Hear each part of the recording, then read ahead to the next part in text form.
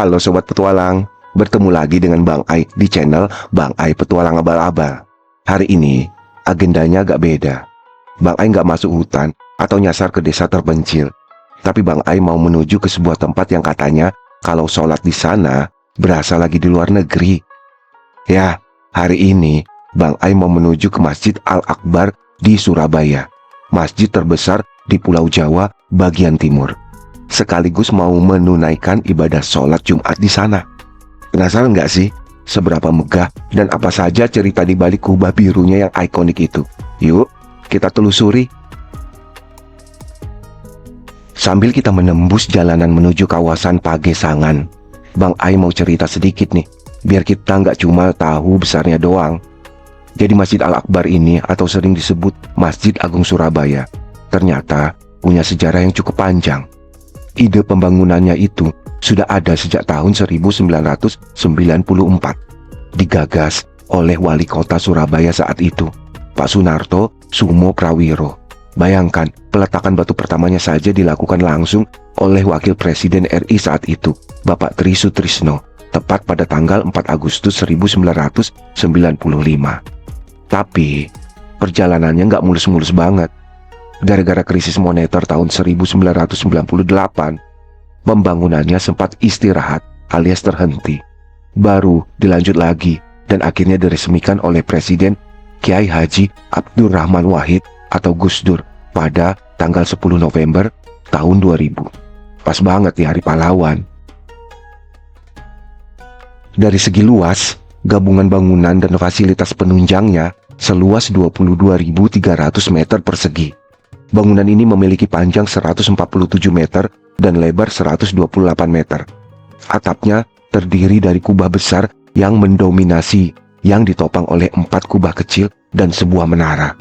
Keunikan dari kubah ini adalah bentuknya yang hampir menyerupai setengah telur dengan 1,5 lapis yang memiliki tinggi sekitar 27 meter. Untuk penutup kubah juga digunakan produk yang digunakan untuk beberapa masjid lain seperti Masjid Agung Selangor di Shah Alam, Malaysia. Keistimewaan lain dari masjid ini antara lain pintu masuk ke ruangan masjid yang tinggi dan besar serta memiliki mihrab terbesar di Indonesia. Kenapa lokasinya di sini? Karena lahan di tengah kota sudah sangat padat, maka dipilih lahan seluas 11,2 hektar ini agar bisa menampung hingga 59.000 jamaah. Nama Al-Akbar sendiri berarti maha besar, mencerminkan keagungan Tuhan sekaligus skala bangunannya yang memang masif. Jadi kalau kalian lihat kubah birunya dari kejauhan di jalan tol, itu adalah simbol perjuangan warga Jatim bangkit dari krisis menuju kemegahan. Oke, kita sudah sampai di area parkir. Sekarang, mari kita jelajahi arsitektur di dalamnya. Kita mulai menapaki anak tangga pertama. Rasakan transisinya dari panasnya aspal menuju lantai marmer bagian luar yang mulai terasa dingin di kaki. Nah, sebelum masuk ke pintu utama, kita disambut oleh suara gemericik air. Lihat itu, ada kolam air mancur yang jernih banget. Air mancur ini bukan cuma hiasan. Secara filosofis, air mancur ini melambangkan penyucian diri. Sebelum kita masuk ke rumah Tuhan, pikiran kita harus ditenangkan dulu oleh suara air dan pandangan kita disegarkan oleh jernihnya kolam ini. Rasanya langsung adem di hati.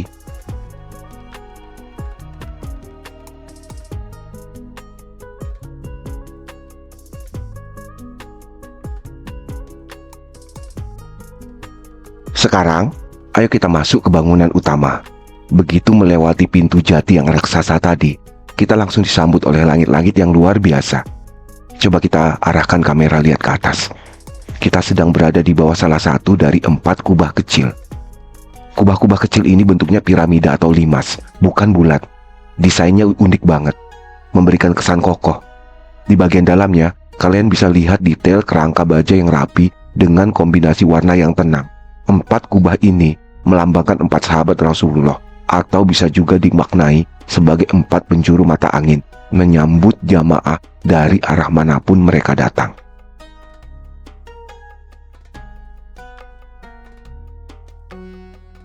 Dan sekarang, persis di tengah-tengah masjid, ini dia sang juara utamanya, kubah utama. Kalau kalian lihat dari bawah sini, rasanya luar biasa megah.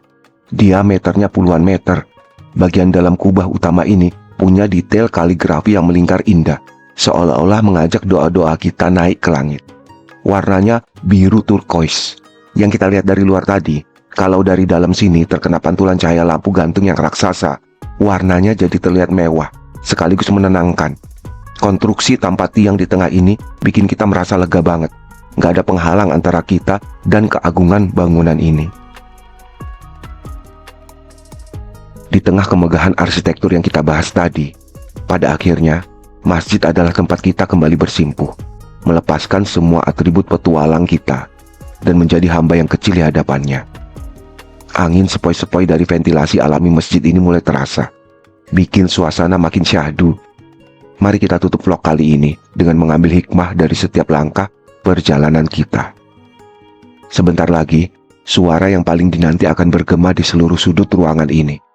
Mari kita diam sejenak, tenangkan hati, dan nikmati merdunya panggilan sholat Jumat dari Masjid Al-Akbar, Surabaya. Saya, Bang Ai, pamit dulu. Sampai jumpa di petualangan abal-abal berikutnya.